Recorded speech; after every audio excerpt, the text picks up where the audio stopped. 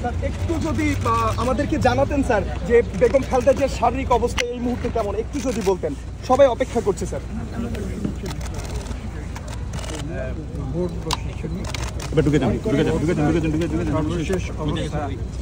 পর্যবেক্ষণ করেছেন এবং পর্যালোচনা করেছেন এবং তারা প্রয়োজনীয় যা যা করা দরকার তারা সকল রকমের ব্যবস্থা নিচ্ছেন।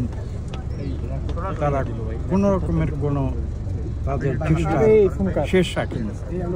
তিনি ডক্টর কি বলেছে সর্বশেষ? যেটা বলেছেন যে তাকে নিবিড় পর্যবেক্ষণে রাখা হয়েছে এবং প্রতিনিয়ত তার বিভিন্ন যে প্যারামিটারগুলো সেগুলো তারা স্টাডি করছেন এবং সেই অনুযায়ী তারা ব্যবস্থা নিচ্ছেন। দেশবাসীর উদ্দেশ্যে কি বলবেন স্যার?